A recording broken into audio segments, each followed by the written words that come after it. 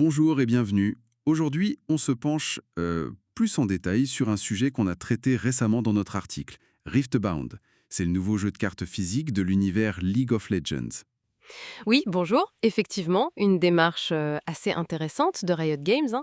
Sortir du numérique comme ça, avec un JCC physique en partenariat avec UVS Games. Tout à fait. Et l'idée, c'est vraiment de décortiquer ce qui pourrait le rendre spécial, en se basant sur ce qu'on a pu analyser. C'est ça, l'article soulignait bien qu'il vise à la fois les fans de LoL, bien sûr, mais aussi les habitués des jeux de cartes à collectionner. Ok, alors allons-y. Le cœur du jeu, comme on l'expliquait dans notre article, c'est pas de taper sur l'adversaire jusqu'à 0 point de vie. Non, c'est la conquête de lieux. Hmm. Faut marquer 8 points de conquête, en contrôlant des cartes spéciales, les champs de bataille. Et le truc crucial, pour marquer le tout dernier point, le huitième, faut contrôler tous les lieux en même temps. Ah oui, ça c'est un vrai changement de paradigme par rapport à beaucoup de GCC. C'est moins de l'affrontement direct pour survivre et plus du contrôle de zone stratégique. Ça fait penser à certains jeux de plateau. Carrément, cette condition de victoire, la domination totale à la fin, ça change l'approche. Exactement. Pour la construction du deck, on en parlait justement dans notre article, il y a ce système champion. Une carte légende qui donne un pouvoir permanent et une carte champion, une unité bien forte. Qu'on met de côté au début, c'est ça? Un peu comme le format Commander de Magic. C'est ça, tu l'as toujours dispo en quelque sorte. Et puis, les domaines de ton champion déterminent les couleurs, enfin les types de cartes que tu peux mettre dans ton deck. Un deck d'environ 40 cartes. Et l'autre grosse innovation, mentionnée aussi dans l'article, c'est le système de runes.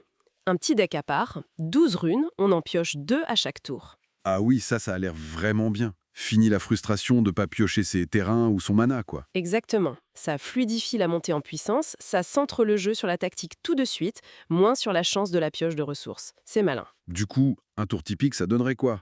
On redresse ses cartes, on marque des points si on contrôle des lieux. Oui, on pioche ces 2 runes, on pioche une carte du deck principal, et ensuite la phase d'action. Phase d'action, invoquer des unités dans sa base, jouer des sorts, des équipements. Et surtout, déplacer ces unités vers un champ de bataille pour attaquer ou contrôler.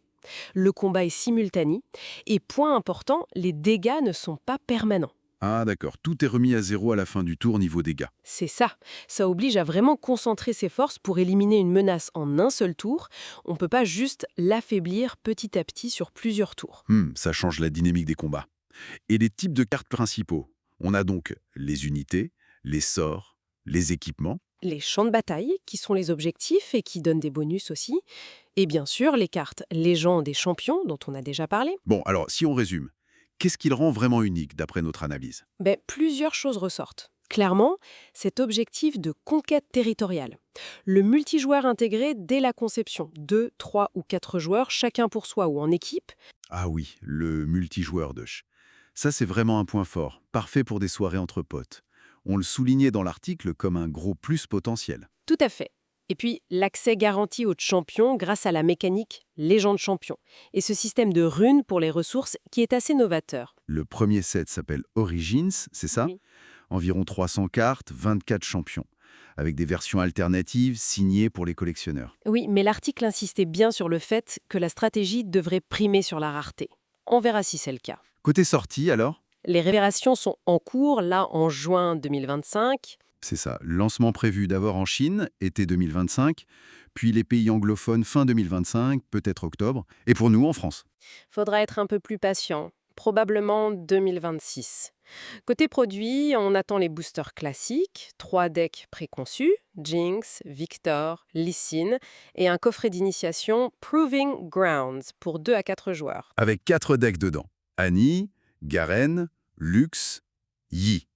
Parfait pour démarrer. Oui, sûrement des versions un peu simplifiées. Bon, alors qu'est-ce qu'on retient de tout ça? D'après notre analyse, Riftbound, ça sent le mélange intéressant. Stratégie JCC, mais avec une accessibilité peut-être plus grande grâce aux runes, et surtout ce côté fun multijoueur avec la conquête. C'est ça. Et comme on le disait en conclusion de notre article, on espère vraiment que Riot va soutenir le jeu sur la durée. On a vu tellement de JCC prometteurs disparaître. Absolument. Et ça amène une dernière réflexion. Avec cet accent mis sur le contrôle de territoire et le multijoueur, est-ce que Riftbound pourrait attirer au-delà des joueurs de LoL et de JCC? Peut-être des joueurs de jeux de plateau, Exactement. Des joueurs qui cherchent peut-être un conflit plus direct, plus interactif que dans certains jeux de plateau, mais avec cette dimension stratégique territoriale qu'on trouve moins dans les JCC classiques. C'est une piste intéressante à suivre.